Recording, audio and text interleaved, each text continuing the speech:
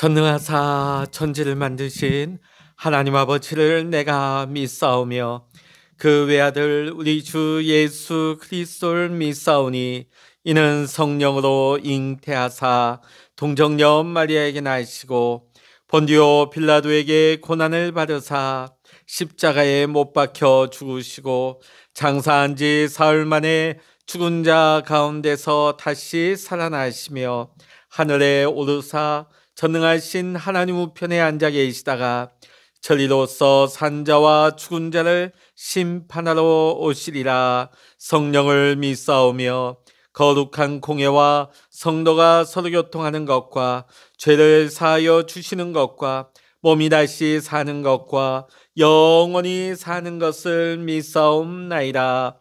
아멘. 찬송가 359장입니다. 찬송 359장입니다. 전성을 향해 가는 성도들아, 앞길의 장애를 두려 말아라. 성령이 너를 인도하시리니 왜 지체를 하고 있느냐. 앞으로 전성을 향해 나가세. 전성문마 바라고 나가세. 모든 천사 너희를 영접하러 문 앞에 기다려 서 있네.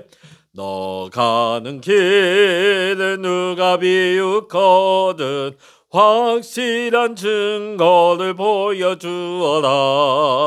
성령이 니 감하여 주사 그들도 참 길을 얻으리. 앞으로 전성을 향해 나가세. 전성문만 바라고 나가세. 모든 천사 너희를 영접하러 문 앞에 기다려 서 있네. 너 가는 길을 모두 가기 전에 내 손에 든 검을 꽂지 말아라.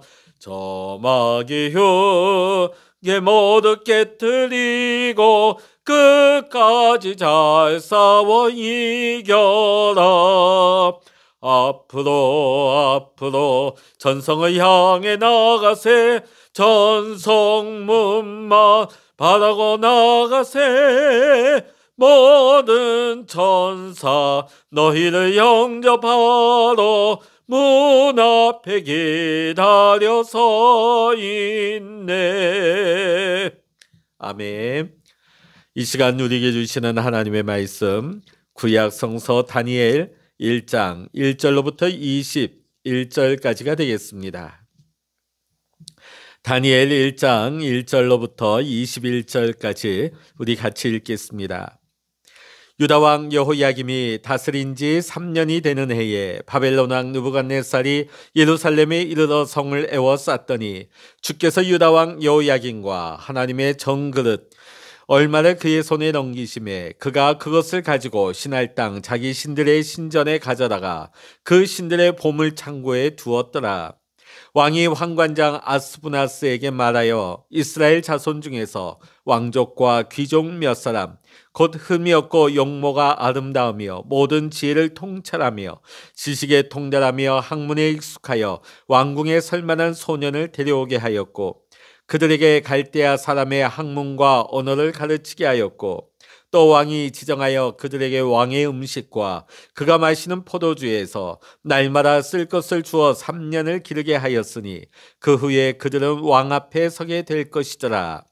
그들 가운데는 유다 자손 곧 다니엘과 하나냐와 미사엘과 아사랴가 있었더니 환관장이 그들의 이름을 고쳐 다니엘은 벨드사살이라 하고 하나냐는 사드락이라 하고 미사엘은 메삭이라 하고 아사랴는 아벳느고라 하였더라.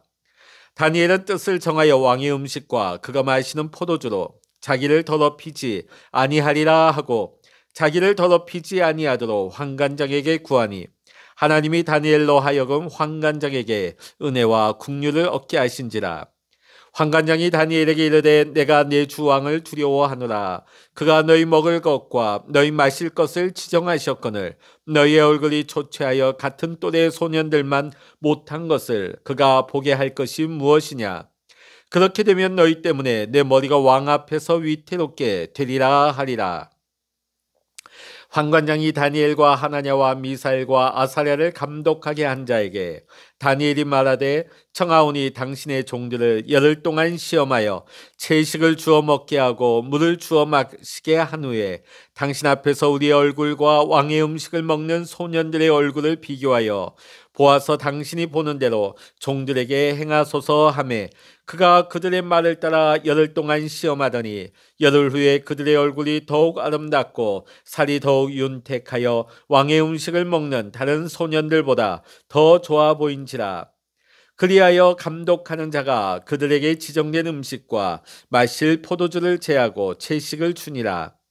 하나님이 이 네 소년에게 학문을 주시고 모든 서적을 깨닫게 하시고 지혜를 주셨으니 다니엘은 또 모든 환상과 꿈을 깨달아 알더라.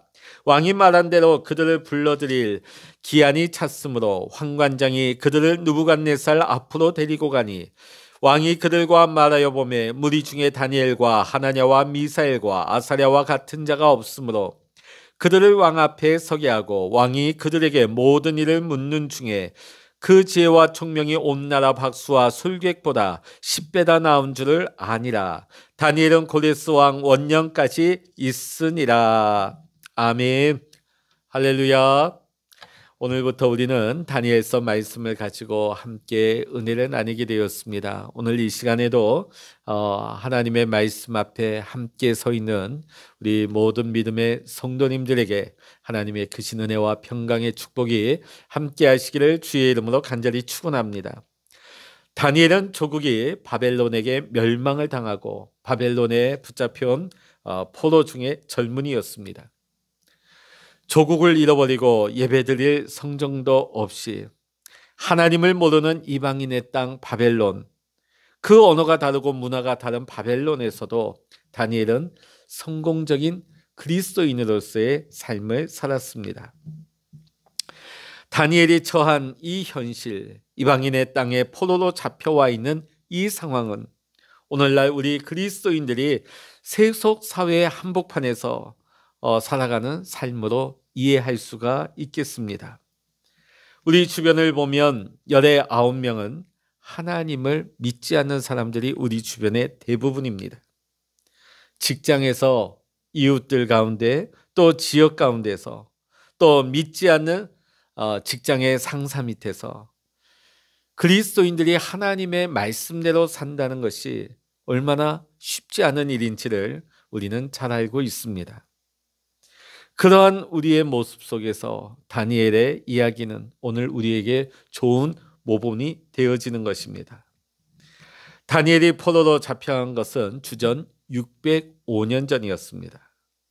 자, 그런데 이 다니엘서라는 책 이름으로 기록된 시기는 주전 2세기경입니다.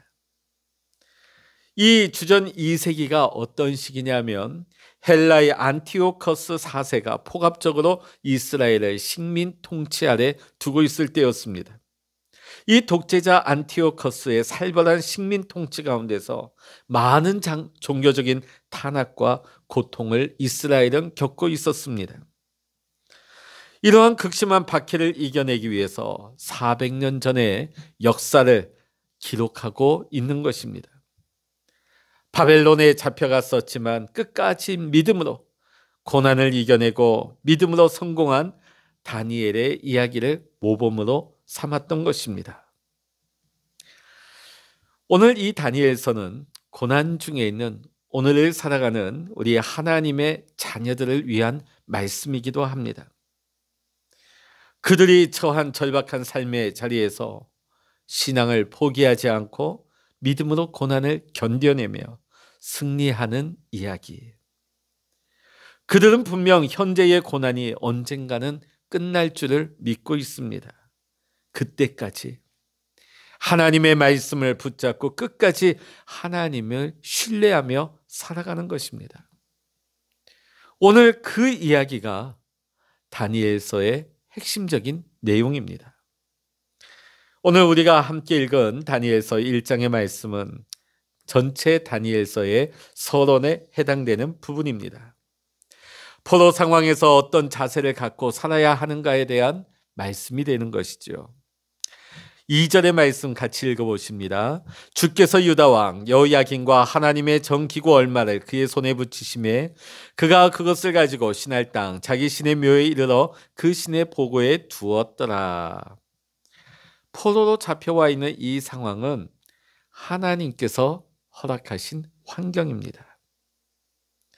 오늘날도 마찬가지입니다. 우리가 원치 않지만 때로는 우리에게 주어져 있는 이 현실, 이것도 하나님께서 우리에게 허락하신 현실입니다. 때로는 실패의 아픔을 겪을 때도 있고 이별의 상처, 또 여러 가지 사고의 어려움을 겪을 때도 있습니다. 그때마다 우리는 도대체 왜 이런 일이 나에게 생기는지 우리는 그 원인을 잘 알 수가 없습니다. 그러나 그것은 하나님께서 우리에게 허락하신 것이라는 것입니다. 우리는 그 문제의 원인을 파악하는 것보다 더 중요한 것은 어려운 현실을 견뎌내고 이기는 것입니다. 하나님께서 우리에게 고난을 허락하셨으니 하나님의 때에 분명 이 절망적인 상황은 끝나게 될 것이다. 이러한 소망을 가지고 우리는 이겨내야 하는 것입니다. 다니엘서 12장 12절로부터 13절의 말씀 보면 이렇게 말씀하고 있습니다.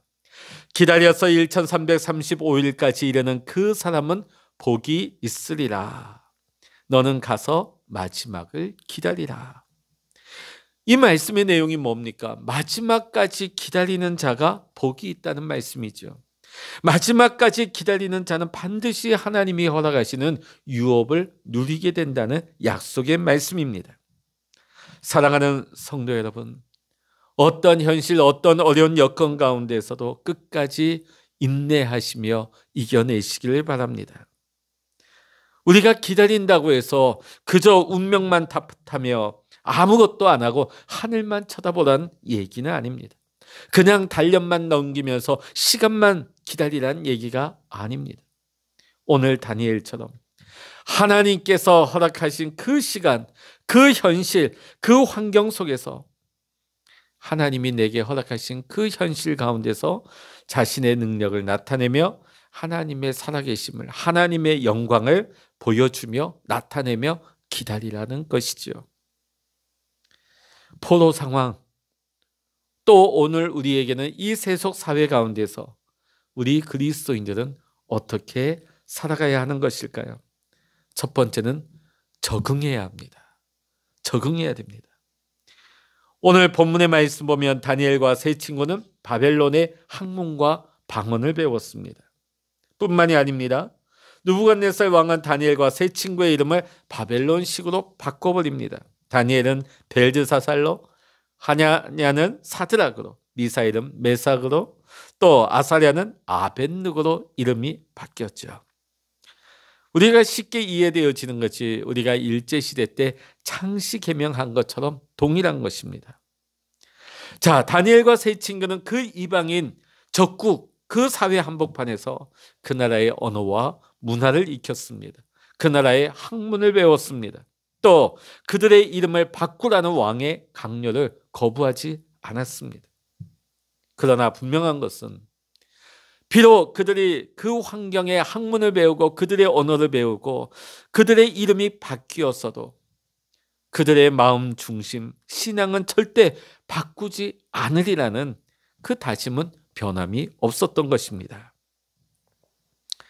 사랑하는 성도 여러분, 우리가 세상 가운데 살아갈 때 우리가 말씀 속에서 거룩하게 구별되라, 거룩하게 구별되라 하는 이 말씀을 우리는 잘 해석하고 적용해야 됩니다. 거룩함으로 구별하라는 것은 세상을 등지고 세상을 떠나서 마치 수도사처럼 어떤 골방에 들어가서 혼자 살란 말이 아닙니다. 그냥 기도만 하면서 말씀만 읽으면서 그렇게 살란 말이 아닙니다. 오늘 다니엘과 세 친구들에게 있어서 오늘 적국, 이 이방인의 사회, 이 포로 생활은 어떻게 보면 굉장히 어렵고 고통의 시간일 수 있지만 이들에게는 새로운 기회의 땅이요, 자신들의 능력을 펼쳐나갈 수 있는 새로운 소망의 땅이기도 했습니다. 그리고 그들에게 능력을 마음껏 발휘할 수 있는 기회가 주어졌습니다. 다니엘과 세 친구, 또 특별히 다니엘은 이 기회의 땅에서 자신의 능력을 잘 발휘하여 총리의 자리에까지 오르게 되어집니다. 어떻게 보면 그 유대 사회 가운데서 이제는 바벨론 제국으로 옮겨면서 이제는 유대라고 하는 좁은 환경을 벗어나 바벨론 제국이라고 하는 당시 고대 근동 사회를 주름잡고 있던 패권국인 바벨론 제국, 국제적인 시야를 넓힐 수 있고 그 활동의 무대가 국제적으로 넓어졌다 할 수 있습니다. 비록 포로라고 하는 비극적인 환경이었지만은 분명 긍정적인 면도 있었던 것입니다. 오늘 우리도 마찬가지입니다. 우리는 교회 안에서만 영향을 미치는 사람이 아닙니다. 우리는 이 세속사회 가운데에서도 영향력 있는 그리스도인으로서 하나님의 살아계심과 하나님의 영광을 나타낼 수 있는 선한 영향력을 이 시대 가운데 이 사회 속에 나타낼 수 있는 오늘 이 시대의 다니엘이 되고 다니엘의 세 친구와 같은 하나님의 사람으로 살아야 될 줄로 믿습니다. 중요한 것은 그리스도인으로서의 정체성입니다.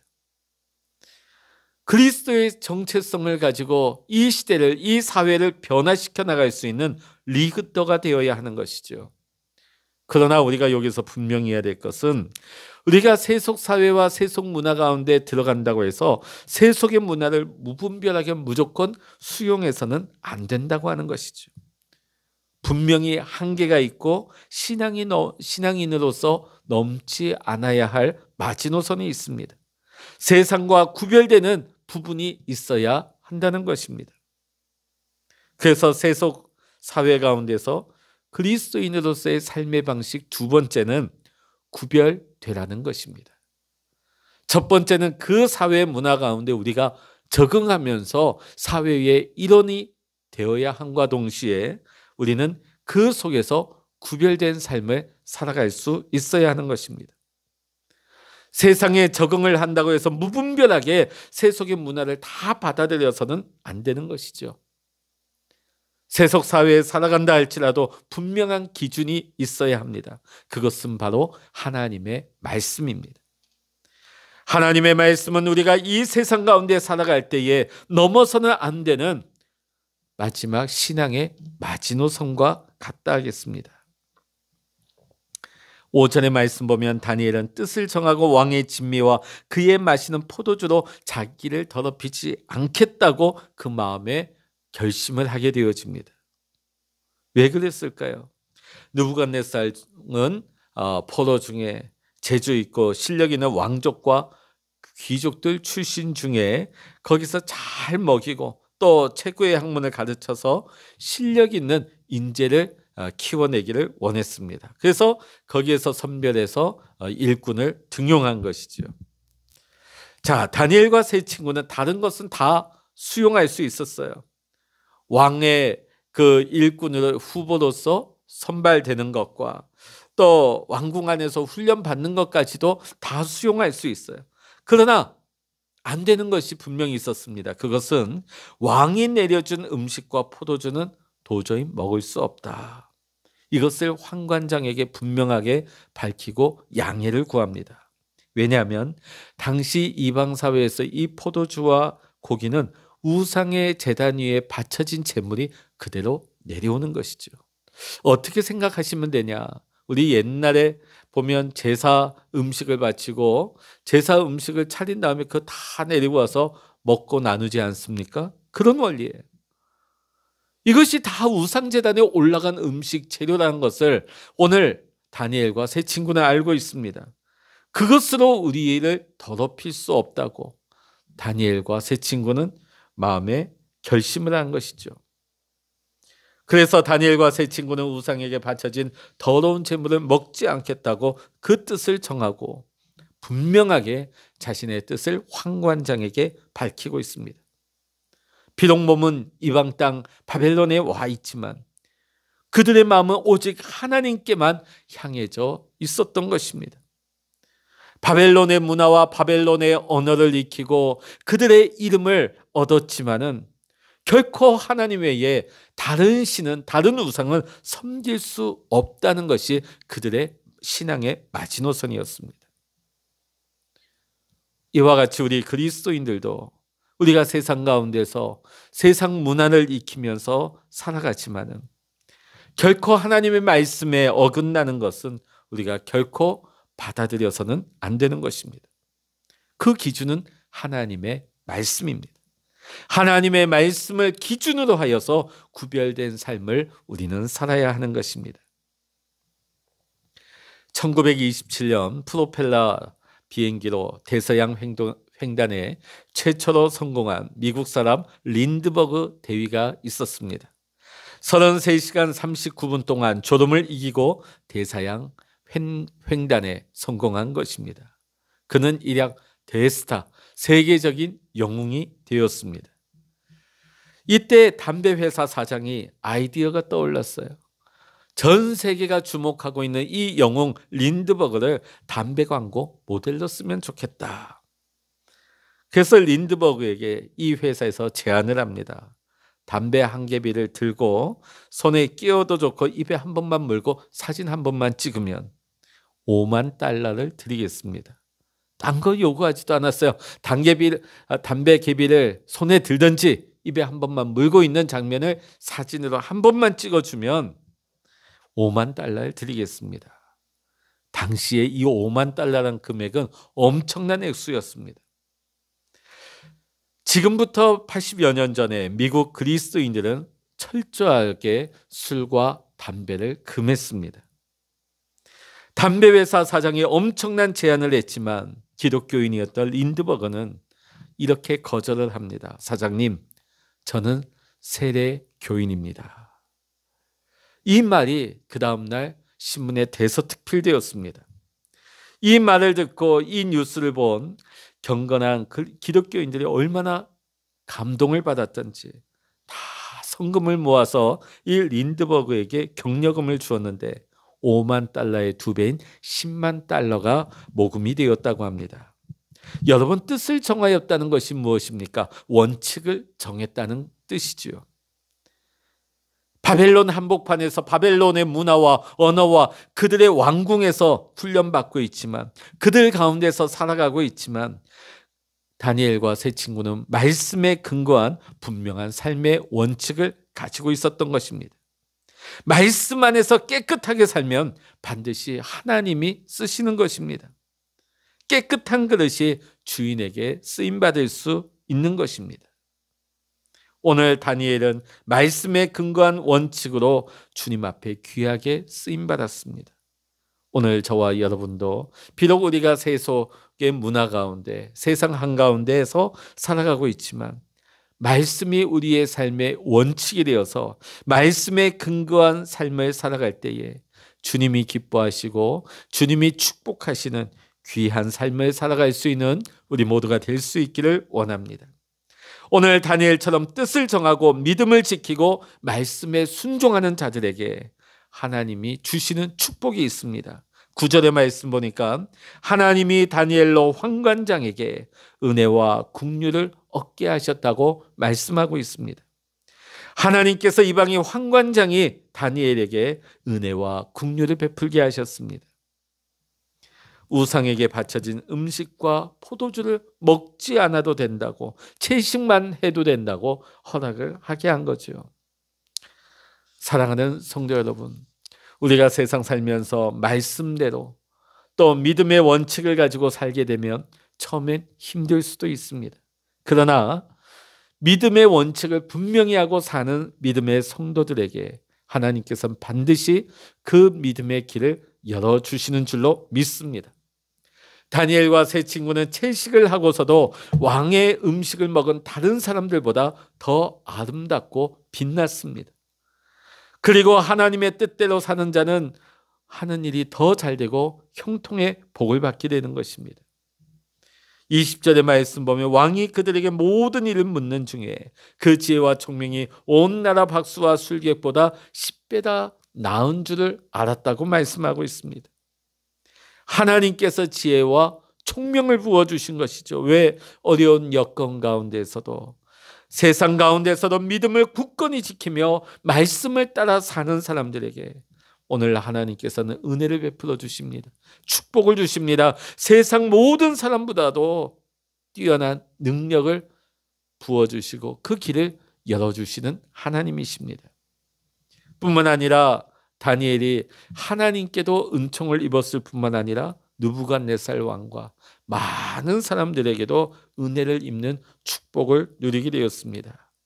오늘 저와 여러분이 세상 가운데 살지만 우리가 세상 가운데서도 우리가 최선을 다해서 성실하게 내가 맡겨진 일들을 감당하여서 세상에서도 우리가 빼어난 자가 될 뿐만 아니라, 그러나 그 속에서 하나님의 말씀의 원칙을 분명히 하고 구별된 모습을 가지고 살아갈 때에 세상 사람들뿐만 아니라 하나님 앞에서도 은혜와 축복을 입을 수 있는 저와 여러분, 또 여러분의 후손들이 될 수 있기를 이 시간 주의 이름으로 간절히 축원합니다. 기도하시겠습니다.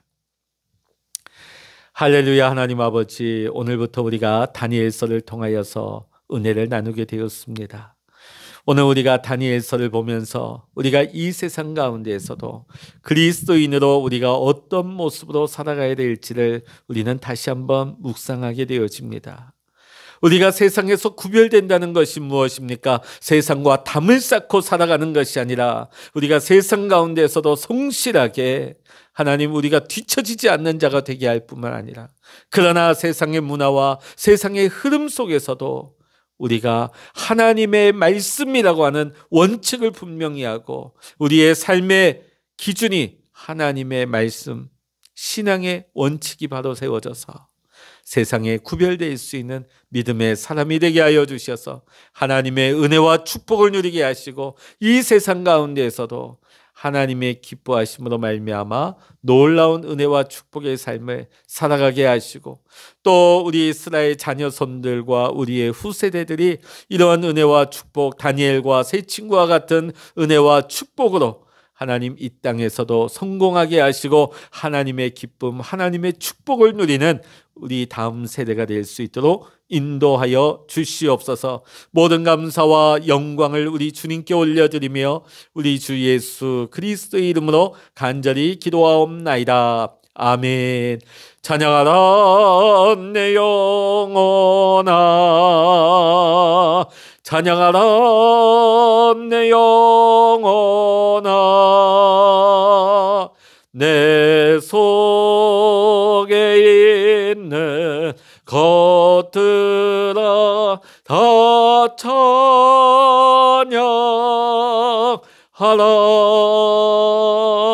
기도하라 내 영혼아, 기도하라 내 영혼아,